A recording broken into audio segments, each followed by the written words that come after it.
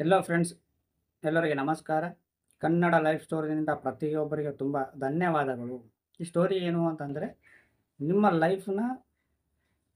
Life is beautiful ಅಂತಾರಲ್ಲ. So ನಿಮ್ಮ ಲೈಫನ್ನ ತುಂಬ ಸ್ಪಷ್ಟವಾಗಿ, ಸ್ವಚ್ಛತವಾಗಿ, ಖುಷಿಯಾಗಿ ಲೀಡ್ ಮಾಡಿ. ಯಾಕೆಂದರೆ ಎಲ್ಲಕ್ಕೊಂದು ಜೀವನ ಇದೆ, ಒಂದೇ ಜಿಂದಗಿ ಇದೆ. ಆ ಜಿಂದಗಿನಲ್ಲಿ ಕಷ್ಟ ಸುಖ ಎಲ್ಲನೂ ಇರುತ್ತವೆ. ಸೊ ಹಾಗಾದ್ಮೇಲೆ ಮನುಷ್ಯ ಅಂದಮೇಲೆ ಯಾವಾಗೋ ಒಂದು ಸಾರಿ ಸಾಯ್ತಾ ಇರ್ತಾನೆ. ಬೇಗ ಸಾವು ಬರುತ್ತೆ, ಸಾಯ್ತಾನೆ. ಅದು ಕಷ್ಟನೋ ಸುಖನೋ ಅದು ಯಾವಾಗ ಬರುತ್ತೋ ಗೊತ್ತಿಲ್ಲ. ಬಟ್ ನೀವು ತಪ್ಪು ಮಾಡಿದಾಗ ಶಿಕ್ಷೆ ಅನುಭವಿಸಲೇಬೇಕು. ಹಾಗಂತ ಪ್ರಾಬ್ಲಮ್ ಬರ್ತಾ ಇದ್ದಾಗ ಆ ಟೆನ್ಷನ್ ತಗೊಂಡು ನೀವು ಯಾವುದೇ ನೆಗೆಟಿವಿಟಿ ಥಿಂಕಿಂಗ್ ಅನ್ನೋದು ಮಾಡಬಾರದು. ಸಾವು ಅನ್ನೋದು ನಿಮ್ಮ ಲೈಫ್‌ನಲ್ಲಿ ಸಾವು ಅನ್ನೋದು ಇದ್ದೇ ಇರುತ್ತೆ.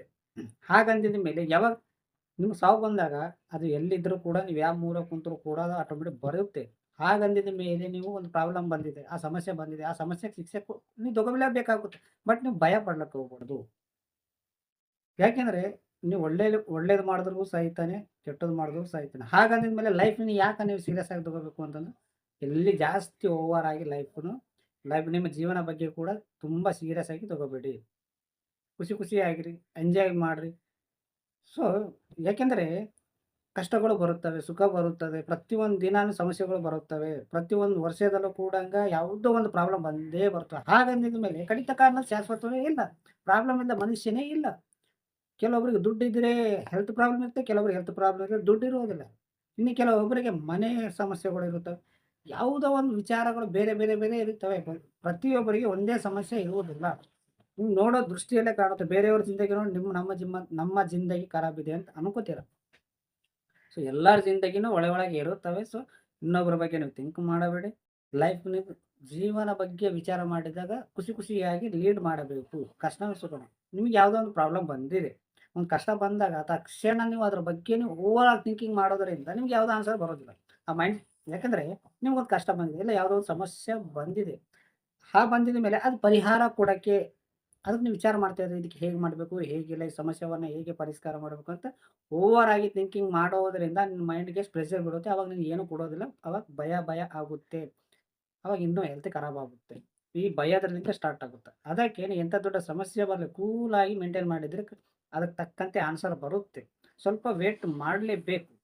ಯಾಕೆಂದರೆ ಓವರ್ ಆಗಿ ನೀವು ಏನಾದರೂ ಥಿಂಕಿಂಗ್ ಕೊಡ್ತಿರಲ್ಲ, ನಿಮ್ಮ ಓವರ್ ಆಗಿ ಏನಾದರೂ ಥಿಂಕಿಂಗ್ ಕೊಡ್ತಿರಲ್ಲ, ನಿಮ್ಮ ಬ್ರೈನಿಗೆ ಅದು ತಗೊಳ್ಳೋದಿಲ್ಲ. ಇನ್ನ ಸಮಸ್ಯೆಗಳು ತಂದುಬಿಡುತ್ತೆ. ಕೂಲ್ ಆಗಿದ್ದಾಗ ಅದಕ್ಕೆ ಬ್ರೈನಿಗೆ ಒಂದು ಕ್ವೆಶ್ಚನ್ ಹಾಕಿದಾಗ ಅದು ಆಟೋಮೆಟಿಕ್ ಆನ್ಸರ್ ಕೊಡುತ್ತೆ. ಪ್ರೆಷರ್ ಆಗಿದ್ದಾಗ ಅದು ಏನು ಕೊಡೋಕ್ಕೆ ಆಗೋದೇ ಇಲ್ಲ. ಅರ್ಥಾಯ್ತಾ ಫ್ರೆಂಡ್ಸ್? ಎಲ್ಲಕ್ಕೊಂದು ಜಿಂದಗಿ ಇದೆ. ತುಂಬ ಖುಷಿಯಾಗಿ ಲೀಡ್ ಮಾಡ್ರಿ. ಯಾವುದೇ ಸಮಸ್ಯೆಗಳು ಬಂದರೆ ಭಯ ಪಡಲಿಕ್ಕೆ ಹೋಗಬೇಡಿ. ಪ್ರತಿ ಒಂದು ದಿನ ಸಮಸ್ಯೆಗಳು ಬರುತ್ತವೆ. ಪ್ರತಿಯೊಂದು ವರ್ಷದಲ್ಲಿ ಏನೋ ಒಂದು ಸಮಸ್ಯೆ ಬರುತ್ತದೆ. ಈ ಸಮಸ್ಯೆ ಬಂದರೆ ಈ ಸಮಸ್ಯೆ ಕ್ಲಿಯರ್ ಆಗಿದಾಗ ಇನ್ನೊಂದು ಸಮಸ್ಯೆ ಬರುತ್ತೆ. ಇನ್ನೊಂದು ಸಮಸ್ಯೆ ಕ್ಲಿಯರ್ ಆಗಿದಾಗ ಇನ್ನೊಂದು ಸಮಸ್ಯೆ ಕ್ಲಿಯರ್ ಬರುತ್ತೆ. ಹೀಗೆ ಲೈಫ್ ಲಾಂಗ್ ಇದೇ ಇರುತ್ತೆ. ಅಪ್ ಆ್ಯಂಡ್ ಡೌನ್ಸ್ ಪ್ರತಿಯೊಬ್ಬರ ಜಿಂದಗಿನಲ್ಲಿ ಇರುತ್ತದೆ. ಸೊ ಜಾಸ್ತಿ ನೀವು ತಲೆ ಕೆಡಿಸ್ಕೊಳ್ಳೋಕೆ ಹೋಗ್ಬೇಡಿ. ಅದ್ರ ಬಗ್ಗೆ ಥಿಂಕಿಂಗ್ ಮಾಡಬೇಡಿ. ಕಷ್ಟಗಳು ಬಂದವ ಬರಲಿ. ಅದು ಒಂದಿನ ಅಲ್ಲ ಒಂದಿನ ಪ್ರಾಬ್ಲಮ್ ಸಾಲ್ವ್ ಆಗುತ್ತೆ. ಯಾಕೆಂದರೆ ಯಾವುದು ಶಾಶ್ವತವಾಗಿಲ್ಲ. ಅದು ಎಂಥ ದೊಡ್ಡ ಪ್ರಾಬ್ಲಮ್ ಆದರೂ ಪರವಾಗಿಲ್ಲ. ಸಾಲ್ವ್ ಸಾಲ್ವ್ ಅನ್ನೋದು ಇದ್ದೇ ಇರುತ್ತೆ. ಅದು ಆನ್ಸರ್ ಇದ್ದೇ ಇರುತ್ತೆ. ಪ್ರಾಬ್ಲಮ್ ಬಂದಿದ ಮೇಲೆ ಆನ್ಸರ್ ಇರುತ್ತೆ. ಬಹಳ ನಿಮ್ಮ ಮನಸ್ಸಿಗೆ ನೋವಾಗ್ತಾ ಅಂದಾಗ ನೆಗೆಟಿವ್ ಥಿಂಕಿಂಗ್ ಮಾಡೋದ್ರಿಂದ ಇನ್ನು ನಿಮಗೆ ನೋವಾಗುತ್ತೆ. ಸಮಸ್ಯೆಗಳು ಇರುತ್ತವೆ. ಎಲ್ಲರ ಜಿಂದಗಿನಲ್ಲಿ ಇರುತ್ತವೆ. ಎಲ್ಲರ ಜೀವನದಲ್ಲಿ ಕೂಡ ಬಹಳ ದೊಡ್ಡ ಸಮಸ್ಯೆ ಇರುತ್ತವೆ. ನಿಮಗಿನ್ನ ಜಾಸ್ತಿನೇ ಇರುತ್ತೆ. ಬಟ್ ಅವ್ರು ಹೇಳ್ಕೊಂಬೋದಿಲ್ಲ, ನೀವು ಹೇಳ್ಕೊತಾ ಇದ್ದೀರ. ಅವ್ರು ಥಿಂಕ್ ಮಾಡ್ತಾ ಇಲ್ಲ, ನೀವು ಮಾಡ್ತಾ ಇದ್ದೀರ. ಅಷ್ಟೇ ಡಿಫ್ರೆಂಟ್. ಸೊ ಯಾವುದಕ್ಕೂ ತಲೆ ಕೆಡಿಸ್ಕೊಳ್ಳೋಕೆ ಹೋಗಬೇಡಿ. ಇರ್ಲಕ್ಕೆ ಒಂದು ಜಿಂದಗಿ ಇದೆ. ಎಲ್ಲ ಅದು ಒಳ್ಳೇದಾಗಲಿ ಕೆಟ್ಟದಾಗಲಿ 4 ಜನ ಬಂದು ನಿಮ್ಮ ಮೇಲೆ ಕೋಪ ಮಾಡಿದ್ದಾರೆ, ಇಲ್ಲ ಜಗಳಕ್ಕೆ ಬಂದಿದ್ದಾರೆ. ನೀವೇನು ತಪ್ಪು ಮಾಡಿಲ್ಲ ಅಂದ್ರು, ತಪ್ಪು ಮಾಡಿದ್ರು ಕೂಡ ಸೊ ನಿಮಗೆ ಎಫೆಕ್ಟ್ ಆಗ್ತಿದೆ ಅಂದಾಗ ಸ್ವಲ್ಪ ನೀವು ಕಂಟ್ರೋಲಲ್ಲಿ ಇದ್ದೆ ಅನ್ಕೋ, ಎಲ್ಲ ನಿನ್ನ ಮುಂದಿಂದೆ ಹೋಗ್ಬಿಡುತ್ತೆ. ಇನ್ನು ಮುಂದೆ ತುಂಬಾ ಜನ ಓವರಾಗಿ ಮಾತಾಡೋರು ಇರ್ತಾರೆ. ತುಂಬಾ ಓವರಾಗಿ ಇದ್ದವರು ಮಾಡೋರು ಕೂಡ ಇರುತ್ತಾರೆ. ಅವೆಲ್ಲ ನೋಡಿ ನನಗೆ ಒಂಥರ ಬೇಜಾರು ಅನಿಸುತ್ತೆ. ತಾಳ್ಮೆ ಶಕ್ತಿ ಇರಲೇಬೇಕು. ಎಲ್ಲ ನಿನ್ನ ಮುಂದಿಂದೆ ಹೋಗುತ್ತವೆ. ಏನೇನಿದೆ ನಿನ್ನ ಕಣ್ಣ ಮುಂದಿಂದೆ ಹೋಗುತ್ತವೆ. ಸ್ವಲ್ಪ ನೀವು ನೋಡಿ ನೋಡ್ಲಾರ್ದಂಗೆ ಇರಬೇಕು. ಪ್ರತಿಯೊಂದು ವಿಷಯಕ್ಕೂ ಥಿಂಕ್ ಮಾಡಬಾರದು. ಯಾರು ಏನಂದ್ರೆ ಅನ್ಕೊಂಡ್ರೆ ಪರವಾಗಿಲ್ಲ. ಯಾರ ಜಿಂದಗಿನಾಗ ಹೋಗೋದಿಲ್ಲ. ನಿಮ್ಮ ಜೀವನ ನಿಮ್ಮ ಬಗ್ಗೆ ಥಿಂಕ್ ಮಾಡ್ಕೊರಿ. ಸೊ ನೀವು ಜಾಸ್ತಿ ಓವರಾಗಿ ಥಿಂಕ್ ಮಾಡಬೇಡಿ. ಕಷ್ಟನೋ ಸುಖನೋ ಎಲ್ಲ ಬಂದ್ಬಿಡುತ್ತೆ ಲೈಫಿನಲ್ಲಿ. ಬಟ್ ಯಾವುದು ಶಾಶ್ವತವಾಗಿ ಇರೋದಿಲ್ಲ. ಅದು ಎಂಥ ದೊಡ್ಡ ಸಮಸ್ಯೆ ಕೂಡ ಪ್ರಾಬ್ಲಮ್ ಇರೋದಿಲ್ಲ. ಸೊ ಅದೇ ಥರ ಇಂಟ್ರೆಸ್ಟ್ ಕೂಡ ಅದೇ. ಇವಾಗ ಒಂದು ಜಗಳ ಆಗಿದ್ಮೇಲೆ ಆ ಜಗಳ ಪ್ರತಿ ಸಾರಿ ಇದೇ ರೇಂಜಿಗೆ ಇರೋದಿಲ್ಲ. ಸ್ವಲ್ಪ ದಿನಗಳಾಗ್ತಾ ಬರ್ತಾಂಗೆ ಕಡಿಮೆ ಆಗುತ್ತೆ. ಸಮಸ್ಯೆಗಳು ಕೂಡ ಹಾಗೆ. ಈ ಸಮಸ್ಯೆ ಕ್ಲಿಯರ್ ಆಗಿದ್ರೆ ಮತ್ತೊಂದು ಸಮಸ್ಯೆ ಬರುತ್ತದೆ. ಇದೇ ರೀತಿ ಜೀವನ ನಡೆಯುತ್ತದೆ. ಪ್ರತಿ ವರ್ಷ ಯಾರು ಶಾಶ್ವತವಾಗಿರೋದಿಲ್ಲ. ಪ್ರತಿಯೊಂದು ವರ್ಷದಲ್ಲಿ ಯಾವುದೋ ಒಂದು ಹೊಸ ಹೊಸ ನಮನಗಳು ಸಮಸ್ಯೆಗಳು ಬರುತ್ತವೆ. ಹಾಗಾದ ಮೇಲೆ ಥಿಂಕ್ ಮಾಡೋದು ಬಿಡ್ರಿ. ಬಂದೇ ಬರುತ್ತವೆ. ಬಂದಿದ ಮೇಲೆ ಅದು ಅದರ ಟೈಮ್ ಇರೋ ತನಕ ಸಮಸ್ಯೆ ಇರುತ್ತೆ. ಆಟೋಮೆಟಿಕ್ ಅದು ಹೋಗುತ್ತೆ ಅದೇ.